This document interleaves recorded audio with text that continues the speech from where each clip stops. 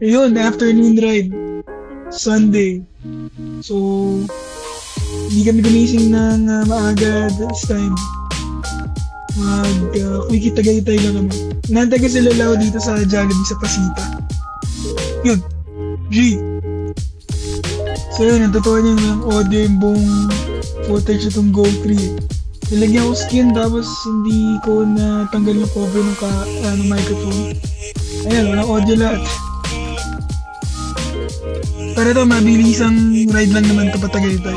Magkape lang kami dun sa Kapian ni Gunyong. Ayan, nabalo na kami oh. So, dadaan na kami sa Santa Rosa Tagaytay Road. Bali, basic lang na daanan to.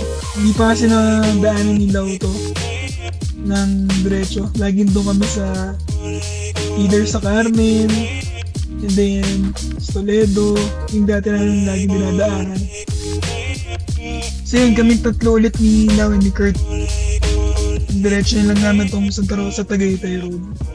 Then, sabi ko magkape lang kami doon sa bago Tagaytay, bago magprutasan. Ayun, so nagpahinga lang din kami after nung AUP, Adventist University of the Philippines, dito sa Shell. So laging pahinga naman namin to pag magtatagaytay. So uminom lang din, nag-ice candy. Ayun o, pangalawang ice candy na needed. Nag-try ako pero hindi ko mawari kung anong flavor yung nagkukuha namin pero masarap. Pero yan, tuloy na. Resume. Ayun, so itong Santa Rosa Tagaytay Road na route nito, banayad lang naman to pa Tagaytay. If may challenge man dito itong part ng PNPA. Then after nito, pare-pares nag-reject lang naman na banayad. So, basic. Wow.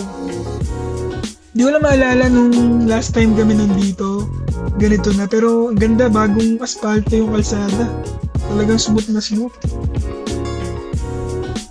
So yun, ito, nag-a-attempt pa ako, nagsasalita-salita pa. Wala naman pala yung audio na marirecord. Natakpan pala yung microphone. Pero yun, papakita ko lang sana yung may konting view.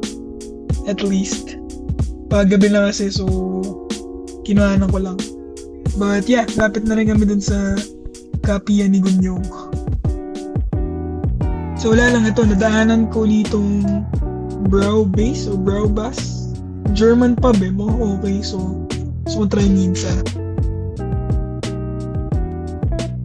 Then yun, medyo madilim na nung dumating kami dito sa Kapian ni Gunyong. Hindi naman nakikita dun sa signboard. Pero yun, magkape lang kami, then di na kami tuloy dun sa taas, wala namang gagawin dun eh.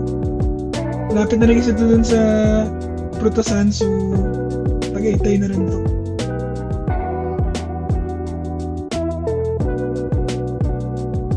Yan ang liwanag.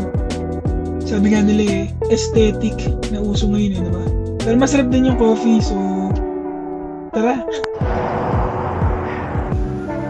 Kapian ni Gunyong. Si Kurt. Yung phone ko na yung gamit ko dito, so may audio na. Kahit pa paano.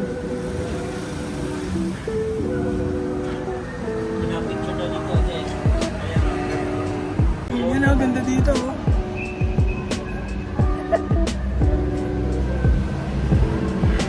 Tena dito, tena. Tena. Tena. Ito in order namin no. As usual, Spanish latte yung sa akin.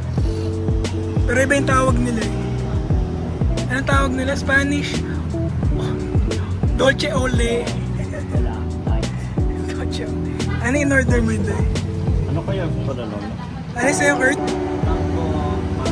Opo mo.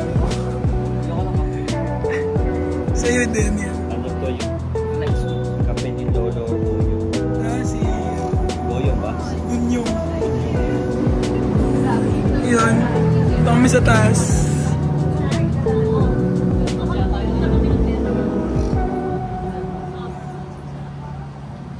Ganda oh. May mga chandelier.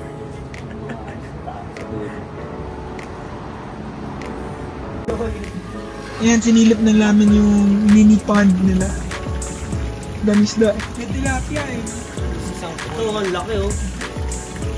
Yan. Dalawa na sila. Magkaharap sila oh.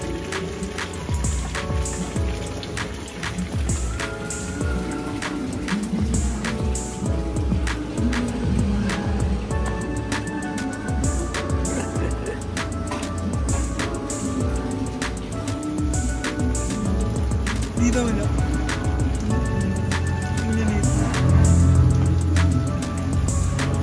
White sampakan.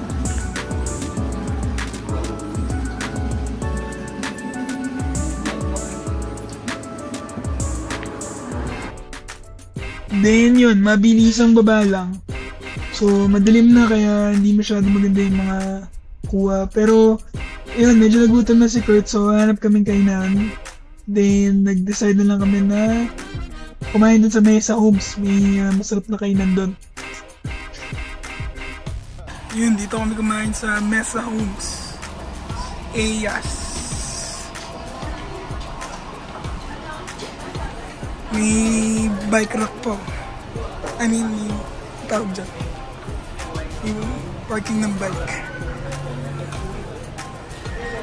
Madalas kami kumain dito dati.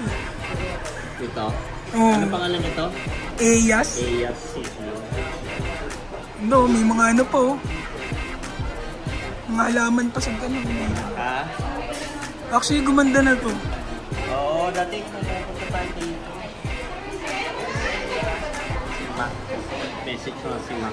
Ayun, dumating yung mga order. Oh. Yung? Chop suey. Ano yan sa'yo, Kurt? Dinakdakan. Sarap? Ay, sa burger steak. Ano mataba? Ang dami oh. 130 lang yan. Ano, lasang sisig lang, di ba? Then yun, uwi na rin. Late na actually, 9:49 na. So, nagmamadali kami dahil mukhang uulan. So, binibilisan namin. Pero yun, nabot din. So, sumilong muna kami saglit. Then, medyo minahina na. Tiniretso na rin namin. Kaya, isang maputik na ride pa uwi. Then yun, pasita na. So, yun. Next Sunday, ang plan naman is sa Riyaya, Quezon. So, punta kami Ganalaw. So, yun. Exciting yun. Bye!